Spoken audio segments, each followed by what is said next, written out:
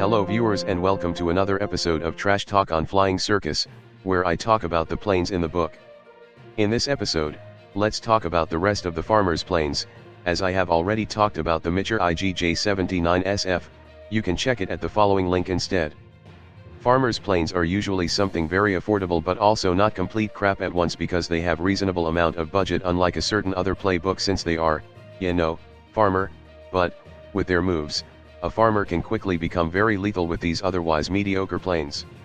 Anyway, let's start with the Arndtwerke C.7 Rennflugzeug first, a very fast racing plane. Before the war, the C.7 race plane was a fairly common sight, with many villages owning one to compete in racing leagues.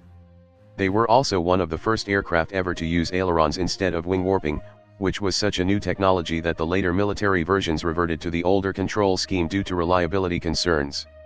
After the war broke out, many rural villages retrofitted their C.7s with interrupter gears in the style of the C.10.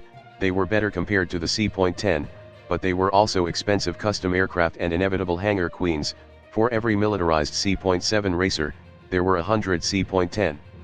These days, the C.7 is a common sight in the hands of rural militias and adventurers. They have the advantage of appearing like a generic C.10 until you get close, disguising their potential speed, and many of them have been up-engined or otherwise improved. In some places, the old racing leagues have even started back up. The Arndtwerke C.7 Rennflugzeug is of course, based on the Fokker Eindecker, or rather, one of its variants, that basically defined aerial battle by being the very first service plane to be fitted with a synchronized machine gun, which was a powerful enough advantage that there was a period of time called the Fokker Scourge where Allied pilots simply cannot deal with the Eindecker for practically half a year. And then Allies make a whole bunch of better stuffs and the German cannot catch up anymore. World War in nutshell, both of them. The C.7, even way past its price tag, is a very, very fast plane. You would think it sacrificed a lot for the speed, but honestly, it really didn't trade much for it. It's still quite tough, quite reliable, and turn quite well with a rotary engine. The only drawbacks the plane has are being underarmed with only a single machine gun, and having turn bleed too, which mean in a dogfight, your speed advantage won't last long, so you need to finish it fast. However, there's also two things that you can use to turn a fight your way. First, altitude throttle allows you to push past your max speed in a horizontal flight but only at low altitude, in case you need that slight speed advantage. Second, the C7 has a far larger ideal altitude range than most plane, so if you ever fight at very high altitude, it's your opponent that will be in a disadvantage. As for the variants, just do whatever you want. Like its history said, C.7 are often custom racing planes. If you want to, just shove in whatever engine you could find and jam in an altitude throttle for that delicious war emergency power, but as always, ask your game master first before doing so. To sum up the Arndtwerke C.7 Rennflugzeug, it doesn't matter whether you are flying high or low, the C.7 can always find ways to pick up on speed. Next up, we have the Recht Air, which is a very special plane in a way. A common civilian plane and likely to be the longest produced aircraft in the world, the Recht Air Tractor was designed from the ground up as an agricultural tool, with a heavy diesel engine to move surprising loads, making it adept as a transport, crop duster, and top dressing, utility cargo mover, trade platform, and cloud seating.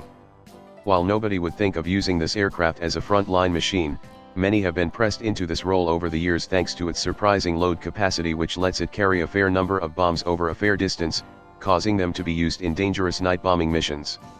Nowadays, agricultural towns often count these machines among the forces their militia could potentially use in an emergency, and a great many bush pilots got their start in ground attack by training to drop barrel bombs from an armed farm tractor. So, let's get the one question out of the way first. This thing is real. It's called the Bristol Boxkite, which is a very fitting name for sure, and most were used for training pilots before the start of World War I because it kinda wasn't good for anything else due to its speed, or rather lack thereof, but the Recht Air was something a lot different, because it already comes with a 170 horsepower engine which gives it a blistering speed of 12.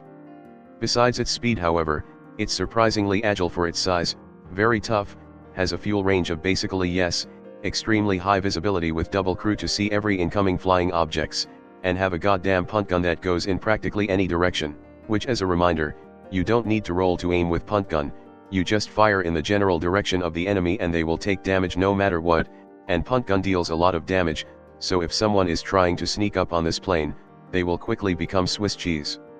Also, the engine runs on diesel, meaning it can't be set on fire, and the plane also has quite a decent boost with high drop-off to take advantage of it, so even though it's slow, it can maintain its speed quite well.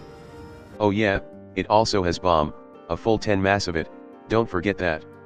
As for the variants, again, do whatever you want with the engines or weapons, just ask your game master on what is allowed first. I'm not sure if you can improve the speed of this thing at all, but you can try for sure.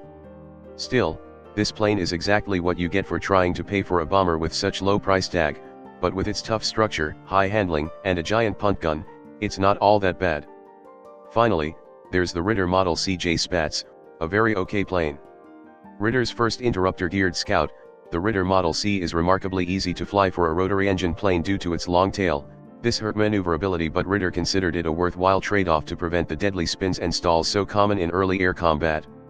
The aircraft was popular with crews and helped to build the UWF Luftwaffe into a corps of experienced pilots who were capable of handling more difficult designs, and after the introduction of the Singvogel, the Spatz was mostly moved to advanced training squadrons because of its similar characteristics. Large numbers of Spats of all variants survived the war, and the same docile characteristics make it an ideal fighter for poorly trained militia today.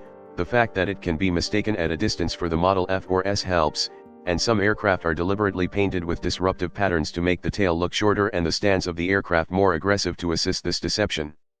The Ritter Model CJ Spatz is, to simply put, a very okay dogfighter. It's a bit slow for a scout but has agility to make up for it. It's not very tough but has a somewhat reliable engine. It only has a single gun but that comes with a collimated gun sight. It's not good at anything, but it's not bad at anything either. Well, except for energy fighting. You probably don't want to do that in this plane. As for the variants, there's Wind in Your Hair, which removes the windshield, and I don't think it gives any changes at all on its own besides a slightly lowered price tag, but you can keep the windshield if you are trying to reach the next drag threshold on the plane to make it go faster. Next, there's the C Spatz, just a single C, which downgrades the engine to the Rona Z11 and makes the plane way slower, but it also reduces upkeep to nothing, so if you have financial problems, which is always for a flying circus, it's something to think about. CZ Spats instead replace the hull-mounted MMG with dual overwing flex LMG instead, providing more firepower over a shorter distance, and finally, CA Spats add a second co-pilot seat, which surprisingly doesn't change the stat of the plane at all, but now you can have a fellow co-pilot besides you. I recommend this variant if you want air intimacy move to be easier to achieve. The Ritter Model CJ Spats might not be something flashy, but it's a decent affordable dogfighter that can get the job done. And that's all on the farmer's planes. From the speed junkie Arndtwerke C.7 Rennflugzeug that just wants to go faster all the time, the highly agile Mitscher IGJ-79 SF that while slow, can turn like nothing else, the barn-sized Recht Luftschlepper that can carry bombs and protect itself just fine, and the average Ritter Model CJ Spats that is just a very okay dogfighter. You want cheap affordable planes that can do the work without trying to kill you, you should look at some of these aircrafts. Anyway, that's all for now, and I will see you all next time. Hello there, if you like this video, please subscribe to my channel and click that notification bell button. If you really want to support my channel, you could visit my Patreon page, or buy me some coffee, links in the description. Anyway, have a nice day.